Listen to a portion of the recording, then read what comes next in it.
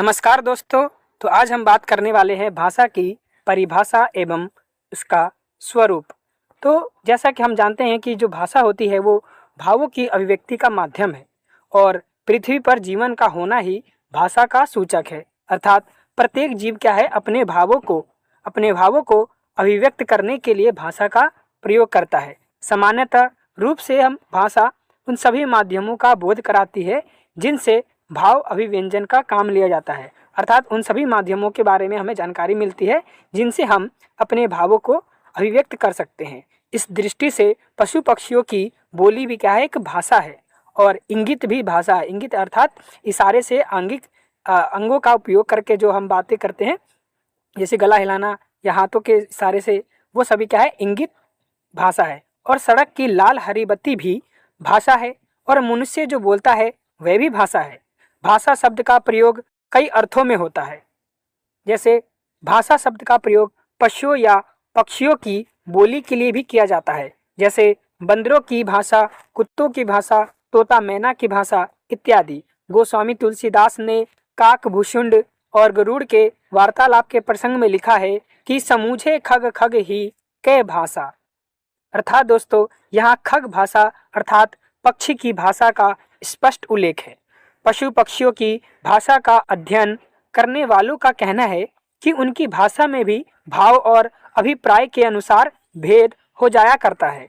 प्रसन्नता के समय उनकी भाषा वही नहीं रहती है जो कष्ट या क्रोध के समय कुत्ते बिल्ली की बोली। ध्यान से सुनने पर हम देख सकते हैं कि अवसर के अनुसार अर्थात उनकी मनोदशा के अनुसार उनकी जो ध्वनि है उनमें अंतर आता है। यानी क्रोध के समय उनकी अलग ध्वनि होती है और कष्ट के समय अलग होती है। खुशी में उनकी भाषा जो आवाज़ें होती हैं वो अलग प्रकार की होती है। जैसे दोस्तों, अपना अभिप्राय व्यक्त करने के लिए यानी हम अपनी बातों को कहने के लिए कई बार अपने आँखों का, हाथ का, सिर का आदि का संचालन भी भाषा के अंतर्गत ही आता है। इसे हम लोग आंगिक या इंगित भाषा भी कहते हैं, यानी सांकेतिक भाषा। और आंखों से किसी को चलने का इशारा करना, किसी पर क्रोध प्रकट करना, किसी से प्रेम जताना आदि दैनिक व्यापार है हमारे। और बिहारी के नायक नायिका जो होते हैं वो आंख की भाषा से ही अपने सारे भाव एक दूसरे पर प्रकट करते हैं। जैसे कि इस एग्जाम्पल से देख सकते हैं कि कहट नतट रिजत खिजत मिलत खिलत लजियात, भरे भवन में करत है नैनन ही सब बात। तो इस प्रकार जो बिहारी के जो नायिका हैं वो लोग क्या है, आंखों ही आंखों के इशारे से अपनी अभिव्यक्ति, अपनी बातों को, विचारों को एक दूसरे से कह रहे हैं, समझा पा रहे हैं। तो दोस्तों, सहमति और असहमति, स्वीकृति और अस्वीकृति व्यक्त करने के लिए सिर हिलाना साधारण बात है। इसी तरह हाथ हिलाकर हम किसी को बुलाते हैं, किसी को मारने का इशारा करते हैं।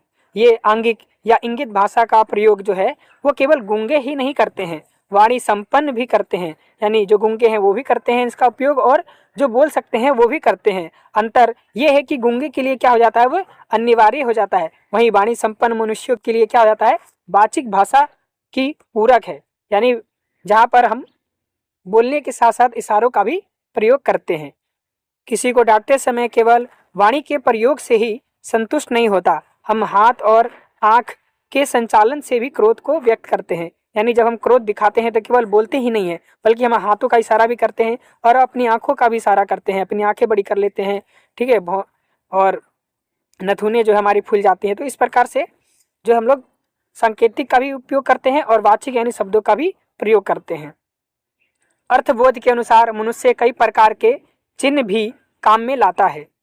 जैसे स्काउट या नाविक या सैनिक झंडे की सहायता से अपना संदेश एक दूसरे तक भेजते हैं। झंडे की भाषा का इतना विकास हो चुका है कि दो दूरस्थ पहाड़ों पर खड़े सैनिक या दो दूरस्थ जहाज़ों पर खड़े नौसैनिक परस्पर भली भांति जो है बातें कर लेते हैं। जैसे गार्ड जो है अपनी लाल हरी झंडियों की सहायता से ड्राइवर को गाड़ी रोकने और चलाने का आदेश दूर से ही दे देता है।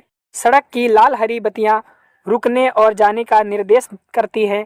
कहने की आवश्यकता नहीं है कि भाव अभिव्यंजन या अर्थबोध कि ये सभी साधन गौण और स्थूल रूप में ही भाषा की सीमा में आते हैं। कहने का तात्पर्य ये है कि दोस्तों, भाषा के अंतर्गत केवल मुख से उच्चारण की हुई ध्वनियाँ ही आती है, बाकी चीज़ें जो है वो गौण है। या प्रमुख की बात करें तो केवल मुख से बोली हुई भाषा है, बाकी सभी जो है उसके अन्य साधन है, गौण है।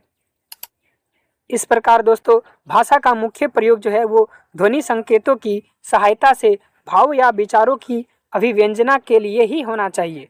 अभिव्यंजना के उपयुक्त साधनों में अपूर्णता या अस्पष्टता रहती है। वहीं ध्वनि संकेत की भाषा ही एकमात्र ऐसी भाषा है जो वक्तव्य को पूर्णता और स्पष्टता से संप्रेषित कर सकती है। भाषा विज्ञान में भाषा के इस रूप का अध्ययन किया जाता है। तो दोस्तों इसीलिए हम लोग क्या है, भाषा की विज्ञान में बात करते हैं तो मुख से उच्चरित ध्वनि को ही महत्व दिया जाता है। इसलिए भाषा विज्ञान में भाषा के ध्वनि संकेतों का ही अध्ययन किया जाता है। भाषा विज्ञान का संबंध पशुओं की बोली या चिन्ह भाषा से नहीं होता, यानी सांकेतिक भाषा से नहीं होता है। केवल ध्वनि यानी मुख से उच्चरित जो ध्वनि है या वाग अवयव से निकली हुई जो ध्वनि है उसी को हम भाषा के अंतर्गत मानते हैं। तो दोस्तों जो भाषा शब्द है वो संस्कृत के भाष धातु से निष्पन्न है, जिसका अर्थ होता है व्यक्त वाणी, यानी बोली हुई मुख से उच्चरित वाणी। एक प्रकार से इस धातु के अर्थ में ही भाषा का लक्षण विद्यमान है। व्यक्त वाणी का अर्थ है स्पष्ट और पूर्ण अभिव्यंजनाएं, और यह उच्चरित या वाचिक भाषा से ही संभव है, जिसमें सूक्ष्म से सूक्ष्म अर्थों के बोधक अनंत ध्वनि है। इसलिए दोस्तों भाषा जो है वो केवल मनुष्य की वाचिक भाषा के लिए ही संगत है, भाव बोधन के अन्य माध्यमों के लिए नहीं। और उनके लिए यदि भाषा का प्रयोग होता है तो वह गौण अर्थ में ही होता है। दोस्तों किसी वस्तु की परिभाषा देना बड़ा कठिन कार्य है। परिभाषा बनाते समय 3 दोषों से बचने की चेष्टा करनी होती है, और वे हैं अव्याप्ति, अतिव्याप्ति और असंभव। अव्याप्ति अर्थात उस परिभाषा के लिए जो बातें कही गई है वो उस परिभाषा से कमतर ना हो, कुछ चीज़ें छूटनी नहीं चाहिए। और अव्याप्ति का तात्पर्य है कि उसमें एक्स्ट्रा चीज़ें शामिल नहीं करनी है। और असंभव का तात्पर्य है कि वो ऐसा परिभाषा हो जो लगे, यानी बिल्कुल ही अलग, उस शब्द से उस चीज़ से बिल्कुल ही अलग ना हो, रिलेटेड ना हो। तो दोस्तों न्याय शास्त्र के अनुसार कि तदेव ही लक्षणम यद व्याप्ति अतिव्याप्ति असंभव रूप दोषत्रय शून्यम, अर्थात शुद्ध लक्षण या परिभाषा वह है जो अव्याप्ति, अतिव्याप्ति और असंभव इन तीनों दोषों से शून्य हो, अर्थात इन तीनों दोषों से रहित हो, वही अच्छा परिभाषा होती है। तो हम बात करते हैं भाषा की परिभाषा की।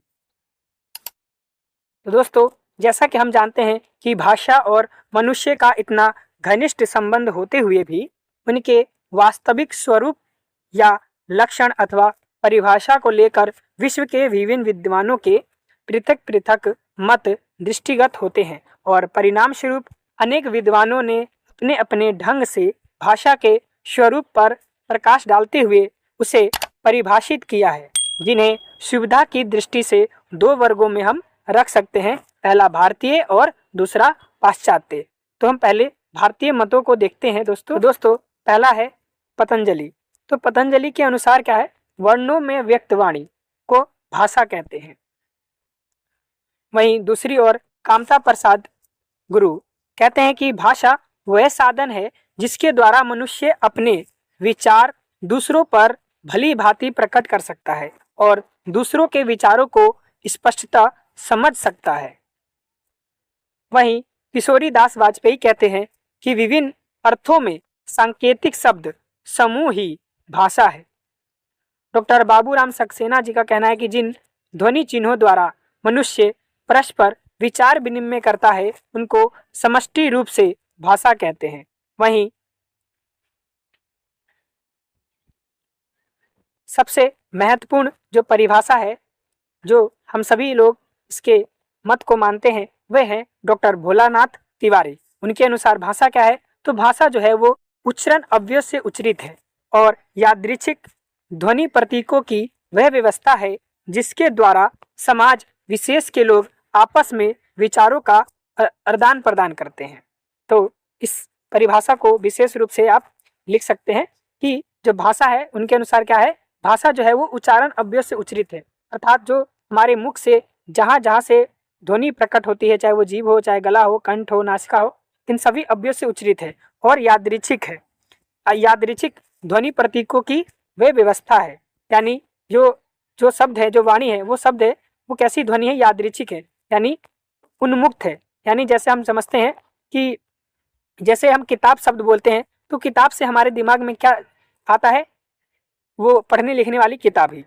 तो इस प्रकार हम कह सकते हैं कि वो क्या है? उन्मुक्त है, यानी इसके पीछे कोई तर्क नहीं है कि किताब कहने से हमारे दिमाग में किताब ही क्यों आता है। तो जिसके अनुसार समाज विशेष के लोग आपस में विचारों का आदान प्रदान करते हैं, तो वो सभी ध्वनि है और उसी के आधार पर हम सब क्या करते हैं? अपने विचारों भावों को आदान प्रदान करते हैं। वहीं वहीं पीडी गुणे जी कहते हैं कि शब्दों द्वारा हृदयगत भाव तथा विचारों का प्रकटीकरण ही भाषा है। यानी जो हृदयगत जो भाव है, जो विचार है, उनको शब्दों के द्वारा जब हम प्रकट करते हैं तो वो क्या कहलाती है? भाषा कहलाती है दोस्तों। तो दोस्तों अब हम बात कर लेते हैं पाश्चात्य मत। तो इनके अनुसार क्या है? प्लेटो ने अपने ग्रंथ पोएटिक्स में एक जगह इस संबंध में कहा है। तो प्लेटो के अनुसार विचार कैसे हैं? आत्मा की मुख्य या अध्वन्यात्मक बातचीत है, पर वही जब ध्वन्यात्मक होकर होठों पर प्रकट होती है उसी को भाषा की संज्ञा दी जा सकती है। यानी कहने का तात्पर्य है दोस्तों कि जो हमारे विचार होते हैं वो हमारे मन में, हमारे आत्मा में क्या होते हैं? बिना ध्वनि के होते हैं, जिसको कोई सुन नहीं सकता। लेकिन जब वही चीज हमारे होठों से ध्वनि के रूप में प्रकट होती है तो उसी को हम भाषा कह सकते हैं। वहीं पर कोचे जी कहते हैं कि language is articulate limited sound employed in expression, अर्थात अभिव्यंजना के लिए, यानी अपने भावों को प्रकट करने के लिए स्पष्ट, सीमित और सुसंगठित ध्वनि को भाषा कहते हैं। वहीं दोस्तों कार्डिनल कहते हैं the common definition of speech is the use of articulate sound symbols for the expression of thought,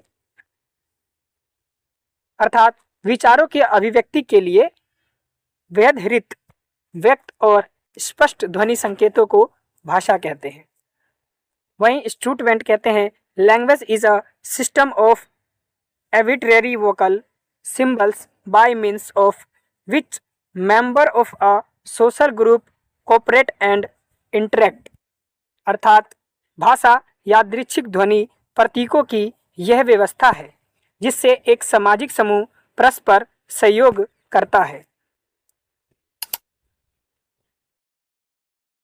दोस्तों इन परिभाषाओं के आधार पर हम भाषा के स्वरूप को निम्नलिखित सूत्रों में निबद्ध कर सकते हैं।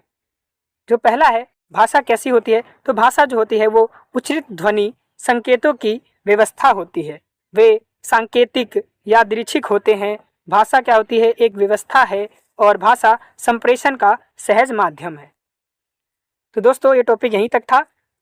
तो दोस्तों इसकी पीडीएफ के लिए नीचे डिस्क्रिप्शन में लिंक दिया हुआ है, आप टेलीग्राम से प्राप्त कर सकते हैं।